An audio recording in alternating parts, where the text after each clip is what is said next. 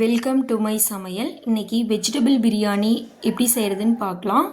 இதுக்கு தேவையான பொருட்கள்: மசாலா பவுடர், ஒரு குக்கரில் ஆயில் ஊற்றிட்டு எண்ணெய் நல்லா சூடானதுக்கப்புறம் 2 குட்டி சைஸ் பட்டை, 2 கிராம்பு, ஒரு பெரிய வெங்காயம், 3 பச்சை மிளகாய் இந்த மாதிரி கீறினது எல்லாம் போட்டு நல்லா மிக்ஸ் பண்ணி நல்லா வதங்கினதுக்கப்புறம் இஞ்சி பூண்டு பேஸ்ட்டு சேர்த்து நல்லா வதக்கணும். நல்லா வதங்கினதுக்கப்புறமா 2 பெரிய சைஸ் தக்காளி, கொஞ்சமாக கருவேப்பிலை, நம்ம வீட்லேயே அரைச்ச பிரியாணி மசாலா பவுடர் ஆட் பண்ணிவிட்டு 1/4 டீஸ்பூன் மஞ்சத்தூள் ஆட் பண்ணி பொடியாக கட் பண்ணி வச்சுருக்க கேரட் பீன்ஸையும் நம்ம அதில் ஆட் பண்ணிவிட்டு தேவையான அளவு உப்பு சேர்த்து நல்லா மிக்ஸ் பண்ணணும். கூட கொஞ்சமாக மல்லித்தலையும் ஆட் பண்ணிக்கணும். நல்லா மிக்ஸ் பண்ணிவிட்டு ஒரு குக்கரை நம்ம திருப்பி மூடி வைக்கணும். இந்த மாதிரி திருப்பி ஒரு 5 மினிட்ஸ் மூடி வச்சா வெஜிடபிள்ஸ் ஓரளவுக்கு குக் ஆயிரும். உப்பும் நல்லா வெஜிடபிள்ஸில் பிடிச்சிரும்.